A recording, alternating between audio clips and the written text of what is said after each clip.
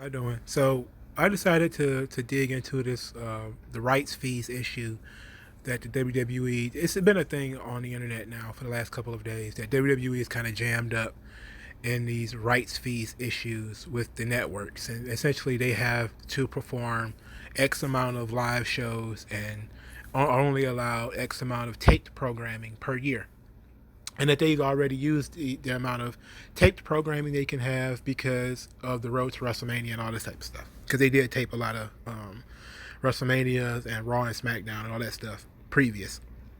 And now this is the first Raw after WrestleMania that's not taped. This is the April 13th Raw, and it's going back to being live. And people are saying that it's because of the television networks. Well, that's very possible. But of course, that will require a lot of people to do some actual journalism and contact the TV networks to see if this is the case. But I found a CNBC article that is talking about live sports, which I guess you can round WWE into live sports, and you can see we could talk about it. So let's start at the end of this article because I think this is the most important part of the article.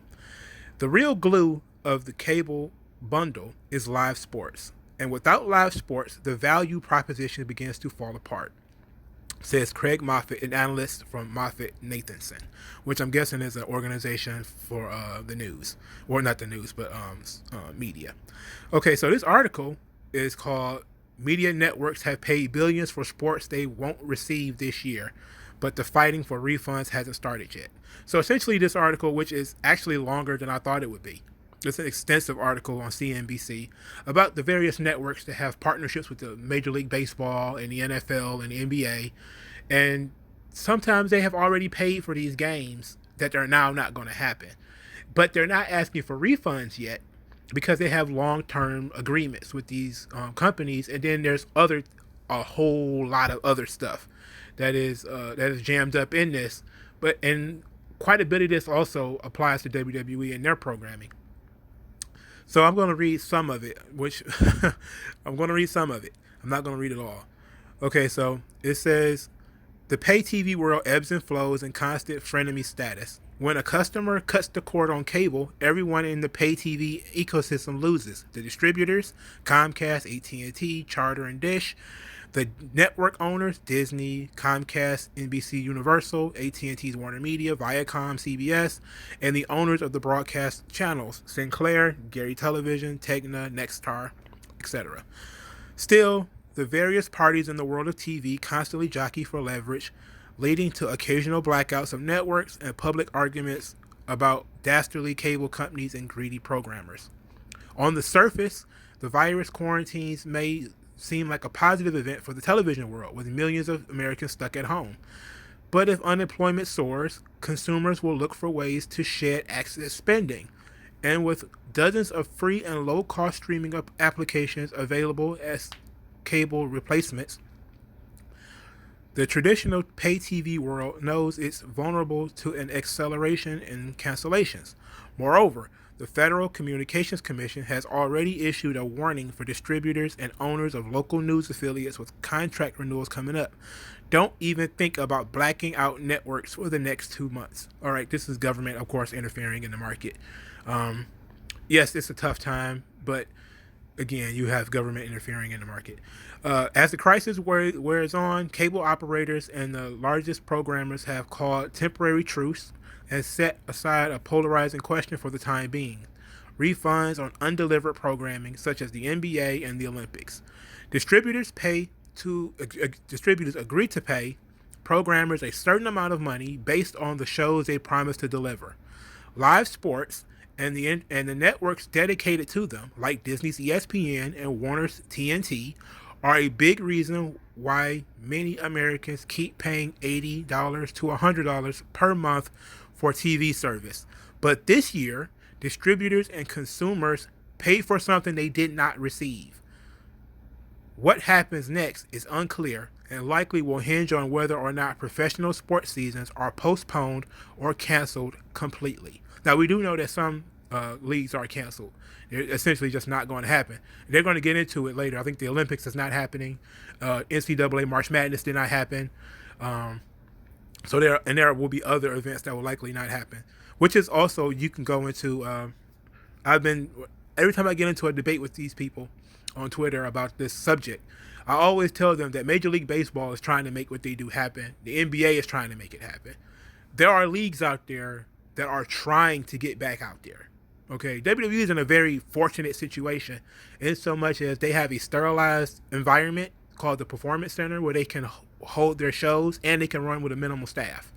Okay, so it's a very different program than other major. Like you cannot run a professional football game with less than 10 people. Okay, you just can't. You're going to violate the orders, which is usually the stay-at-home order, just by having people on the field. You need tons of coaches and trainers and all. Like it takes a lot of people to make the NFL work. It doesn't take that many to make the WWE work because two people get in the ring and you can have them in the ring for a half hour. I mean, it's that simple. And the show was only 3 hours. So it's easier to run a Raw than it is to run a Sunday night football game. So when people try to compare the two of them, they're wrong. Okay, you don't need that many. You don't even need as many people in the building to run Raw as you do to have a professional football game or a professional basketball game. Okay, so you just don't need to have that many people. So let's go back to the article. How do they deal with an economy that is maybe 30% shrunk from what they were dealing with last year? Said Neil Pilson, founder of consulting for Pilson Communications, who spent 13 years as the president of CBS Sports. They might want to get out of having to pay the fees in the contract, at least some of it. Okay, so now they're about to talk about the NCAA and the Olympics. We're going to skip through some of this. I'm trying to look for some of the... Okay. While networks were able to avoid paying for full fare for March Madness, the cancellation of major professional sports seasons might be another story. Most contracts signed with the NBA or the MLB don't have clear provisions for media networks to demand refunds already paid broadcasting rights fees. According to familiar with the language of the contracts, while deals do have called force majeure provisions or acts of God clauses that allow for refunds in some cases, pandemics may not be specifically covered. Now, when I debate with people on Twitter about this, usually I say, if the concept of TV and contracts and stuff like that, contracts almost always come with an acts of God, which is for natural disasters and stuff like that. And I get, but pandemics are different, right? Because again, this is government. They're coming in and shutting down businesses. It is not a physical removal of or damage to property or something like that. You're talking about people who are just simply not allowed to perform due to government. So are you saying that government is an act of God? Government shutdown is an act of God? It's entirely possible. I think it should be looked into. It should be a conversation that should be had anyway. But this is something that Major League Baseball, the NFL, the Olympics, and all them have to go through, and that WWE will have to go through if they were to, let's say, stop running Raw and say, well, we don't have the talent, we can't run Raw, or if the let's say Governor DeSantis of Florida decides to call Vince McMahon personally and say, hey man, we need you to stop running Raw, we're getting tons of phone calls. We need you to stop running out of the Performance Center and out of Full Sail. We need you to stop. Or they put out a statement saying, okay, we're gonna shutter the Performance Center. There's no way for you to run Raw. Okay, if that's the case, that's out of Vince McMahon's hands. It's also out of the hands of the network. So that is essentially an act of God. When you can't blame it on the provider and you can't blame it on the broadcaster, who do you blame? You have to blame the government. So initially, of course, it's the same. This is virtually the same thing as a natural disaster, but they're saying that maybe this doesn't apply because pandemics are different than natural disasters. Of course, yeah, sure, but then again, it still has nothing to do. Like the Major League Baseball didn't just shut down because they are afraid of this. There are restrictions on their ability to play. They have to have a certain amount of people on the field. They have to be a certain amount of medical staff on hand. There needs to be those people there, and those people count as bodies in the building, right? So if they're not allowed to be in the building, then what can you do? And if somebody gets seriously hurt while playing, especially if it's, NBA, somebody can always, bust up a knee or break an ankle or something like that. What are you going to do? You're not going to have medical staff on hand. So I mean, that's, WWE against is different because they can always just say, if you're not needed, you don't need to be in the building. You can, go back to the car, go to your dressing room, go somewhere else. But let's go back to the story. Even if they are, networks might not enforce them given the long-term importance of their relationships. Even if they are, which means even if pandemics are covered as acts of God, networks might not enforce them given the long-term importance of their relationships with sports leagues. In the past, when strikes meaning union strikes, have shortened seasons, media payments for broadcast rights haven't been refunded. They probably need to. But that's interesting, right? A union, the players can decide not to play, and then therefore you get no games. And guess what? They still get paid.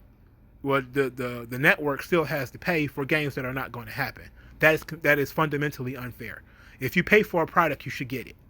Okay, that's basic economics. That's basic anything. Nobody will tell you to pay for something that you're not going to get, other than people who say that you should pay people not to work and you should pay people not to show up and you should pay people in perpetuity ungodly amounts of money for no reason. But paying for something that you're not going to get is fundamentally unfair. And yes, it is about the relationship. You're paying towards the relationship, but ultimately you can't do that forever. And that's why there's so few networks today. A lot of people wonder why networks are consistently consolidating. It's because, for starters, there were so many of them.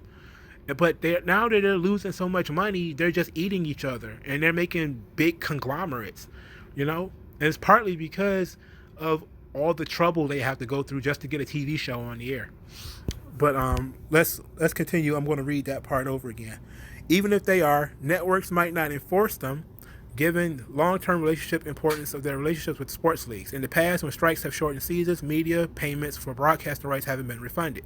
Networks can't afford to be too aggressive with the NBA, with the NFL, or MLB, who can make or break media companies by divvying out their rights to competitors. Obviously, the content providers can license out a lot of different things. They can take their games from CBS if they wanted to. They could take their games from Fox if they wanted to and send it somewhere else. So if Fox wanted to not pay them, they could take their rights elsewhere. But again, WWE is in a very different position, right? If WWE refused to show Raw, they say, okay, we're shutting down. We're not going to have Raw. Where else are they going to, they're in breach of their contract with Fox and NBC Universal. So then what are they going to do? Are they going to say, well, we just find somewhere else later? Well, that's possible. But then you've damaged a $1 billion relationship with Fox and who knows how many millions in NBC Universal, including with NXT. Like, this is a big deal. Okay, there's a lot of money floating around. There's a lot of money. There's a lot of people playing around in this swimming pool here. Let's go back to the article. Let's say it's a one-time only event. Obviously, you're not going to pay, Pilsen said. But what you're talking when you have a 10 to 15-year agreement, year after year, you work it out in an accommodation of some kind. WWE only has like a 4-year agreement with Fox. So, and they haven't even gotten to the end of year 1 yet. So if you start breaching contract less than a year into your contract, then that doesn't bode well for a relationship long term. And this is a $1 billion contract, by the way. There's a lot of fucking money. All right, we're not just talking about we're talking about some serious money here. We're talking about a lot of jobs. We're talking about a lot of wrestlers' jobs. And even if you say, I don't care about the money, man, I care about their lives. Okay, well, if that's your case, there's going to be a lot of people losing their jobs if for some reason WWE gets booted off of Fox, or there's going to be a lot of people taking pay cuts, a lot of people losing their job, and you shouldn't want that either. I want people to maximize the amount of money they can make getting body slammed, not minimizing it. Okay, and you're going to screw them over, and you're going to cost people jobs if you want to demand that them breach their contract. But let's move forward. Say none of the big media companies that carry most professional sports, including CBS, ESPN, and NBC, have demanded refunds or threatened to withhold payment for games yet, according to people familiar with the matter. Media companies without long-term relationships could be more aggressive about not paying. sports streaming service DAZN, DAZN, has informed leagues that it will not pay rights fees for any games that have been suspended due to the pandemic, Sports Business Journal reported Tuesday. Okay, so if you run a streaming service, you can be like, nah, I ain't paying you. But if you run a network, you kind of stuck there. You kind of stuck because people have cable because they like watching sports on your cable program. So that is kind of a jam. NBC is already jammed up. Okay, NBC Universal owns USA Network, which of course runs WWE Raw and WWE NXT. And just because, let's talk about NBC real quick because they are double fucked here. Okay, they are really screwed. Not only are they not getting in the NFL, they're also not getting the Olympics, which was supposed to happen in 2020. So, and here's the interesting thing. NBC Universal has already signed its 2020 deals with local stations and pay TV distributors, which assume the Olympics will air on the company's broadcasting cable networks for deals that are up between now and the summer of 2021. NBC Universal could conceivably force partners to pay again for the games, extremely valuable programming, which will now begin in July 23rd, 2021, which is, again, a speculation because who knows what's going to happen at the end of this July, let alone what the hell is going on next July. So they postponed the Olympics by a year. But the long-term relationships of media companies and the possibility that that altered value of the once postponed Olympics, which isn't certain to look the same as past games, NBC Universal will probably reach accommodations with its various partners to avoid potential lawsuits, according to people familiar with the matter. NBC Universal will also not want to lose out on advertising revenue associated with the Olympic Games after postponing a year. A source close to the NBC Universal said all options are being discussed and no decision has been made. Okay, so that's just the Olympics, man. And the Olympics was a big deal. You know, a lot of this stuff we're talking about is conceivably bigger than the WWE, right? We're talking like hundreds of billions of dollars in some of these cases for like the NFL, or the Olympics is a tremendous amount of money, and this stuff is just it's just insane. So here in this this portion, they're talking about the politics of it. And I want to try to skip through this, but I want to read some of it because I want you to get a large view of what's going on. Some media executives also worry that politicians may publicly push cable companies and networks to offer a nationwide refund on TV pay bills, where a large part of the cost comes from sports that will no longer be delivered. In other words, if you paid for something, it's the same thing. It's a tiered system, right? You pay a network to deliver your NFL. The network pays the NFL to deliver the games. If the NFL cannot deliver the games, then the network can't get the games, which means you can't get the games, but you've already paid and the network has already paid. So what they're saying is that the government is going to get involved, be the fourth person on the field in this situation, demand that the cable company, who is the middleman, give you your money back. But they're not going to force the league to give the networks their money back. Right? So what are they going to do? Right? What is the goal of this? Except you should just let it all. People might just have to get sued, man. I'm sorry. People just might have to get sued, and you have to, because all of these contracts are going to be individual. So people might just have to get sued, and the government coming in and saying, well, Ma and Pa and Mabley paid to see their NFL and you're not going to deliver it. That's unfair. We would say, yes, that is 100% unfair. They should not have to pay for something that they did not get. But by that same token, the gigantic multi-billion-dollar networks are also getting screwed because they too did not get what they paid for, right? But the government is the one who did it in the first place. They're the ones who says essentially no games, right? By putting these crazy social distancing policies and stuff in place, they're the ones who essentially started this whole mess. Okay, so let's skip through it, okay? Uh, there's another reason why the cable world is content to focus on consumer happiness instead of fighting for clawbacks. 21st Century Fox is giving away Fox News for free. During the pandemic, the company announced that last month that they're giving away Fox News. ESPN has published its Michael Jordan documentary from June released to April to fill the absence of live games. But short-term appeasements only go so far. In other words, there's only so much you can do because people have paid for the games and they are not going to get them. Everybody has already paid for the games and that they're not going to get them. Theoretically, this is one big pyramid that's going to eventually collapse. Okay, the middleman is the TV networks, the people who always get blamed when things are not going right. And in WWE's instance, they are the people who are being blamed. It's the TV networks. We don't really pay for Raw or SmackDown, right? We pay the TV networks who promote Raw and SmackDown and all that type of stuff.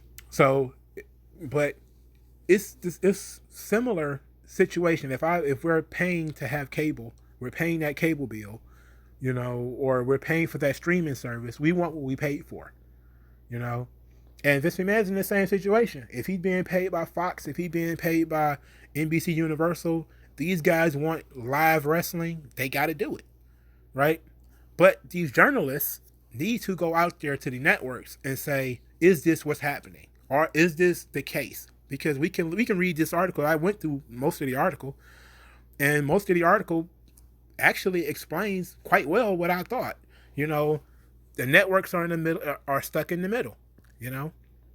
They could be assholes and decide that, okay, you know what, just give me my money back and we'll talk about it later.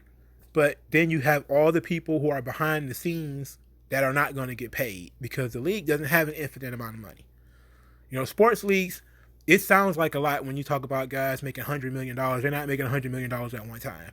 They have paychecks just like everybody else. They get paid in increments just like everybody else. It's just over the course of a long period of time, they get paid $100 million at the end of their contract. And there's a lot of, wrestlers and stuff like that, people who live on these pay periods, just like you and me. They live on these pay periods, and you stop their pay period, then have to refund some of that money, and then say, okay, well, now you have to take a pay cut. Well, you're fucking with a lot of lives here. This is serious business. So the only thing that you can really do is similar to the rest of society. You could just ask the middleman to take the L. Okay, NBC, just keep paying for something that you're not going to get, and we don't know when you're going to get it. By the way, we can't tell you that you're going to be paying for X amount of games that you're not going to get.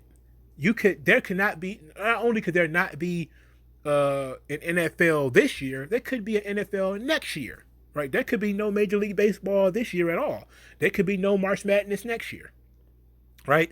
We don't know. It's a complete empty space, and WWE sits there, the only major quote-unquote sports agency that can even operate still. Okay, they're the only ones that can operate, so they're the only ones operating. So when people go on Twitter and say, well, how come there are no baseball games? Because there needs to be 50 fucking people in the building to have a baseball game. There has to be like 300 goddamn people in the building. Okay, I don't even know how many people, I don't know baseball, but I know football is 11 on the field, 12 on the field or something like that. That's way beyond the social distancing guidelines in most states, right? That's just players. We're not even talking about all the different coaches and all of those people all those other people have to be there, because they have to be coordinators and coaches and trainers and all those type of people. And then you have to have, of course, medical staff to test them and all that type of stuff too. You understand what I'm saying? This stuff is, those major sports is way, way, way bigger than what's going on here. But WWE sits there like, hey, just put two people in the ring, and they're in this prime spot. And this also, if we're being honest, this also makes WWE more valuable because they can run during most shutdowns. Like a shutdown, for starters, they have no union, so they don't have to worry about pissant shit like strikes. And when you have situations where major sports are shut down due to pandemics and and stuff like this, WWE can continue to run because they have their own facility. The performance center, they have their own facility, and they have, they can have minimal staff. So it makes them more reliable. And reliability and trust and reliability are very important in business and in life, period. That's just a flat out life lesson. You don't get into business with people you don't trust. Vince McMahon has always been able to provide what he says he was going to provide to these TV networks and stuff like that. That's why they give him money. Okay? They don't just give him money because they like him or because he's a nice guy. They give him money because he promises X and he delivers X. Maybe he over delivers, maybe he under delivers sometimes. And he doesn't always deliver to us as far as the people who are watching the program. Sometimes he falls short. Nobody's perfect. But when it comes to these TV networks and to this business, and when he goes into these boardrooms, this is what he has to say. We are the only major sports league that can run live 52 weeks a year. This makes us one of the most valuable sports leagues in the world. Because no other sport, WWE has no off season. WWE has no union. They don't have those problems that other sports leagues have. And they have their own facility that they can run out of. So they're a valuable brand. And saying that we're going to shut down and destroy the value of that brand voluntarily, by the way, we're going to voluntarily destroy the value of our brand, which means we can't go into these offices and say, we run 52 weeks. Go in there and say we run 52 weeks a year. We're the only sports league that can offer you live programming 52 weeks a year. Not just that, but we can offer you 2 live sports programs per year. And in the case of NBC Universal, they offer 2 live sports programs per year, Raw and NXT. When it comes to Fox, they can just say, well, SmackDown, and maybe they can offer something else to SmackDown. Something else supplemental to SmackDown. They also have the backstage program. They can offer, they have other partnerships like with E and Netflix and all this type of stuff. They have like a lot of, but they generate all their money from being able to tell people that we operate live. We can operate live.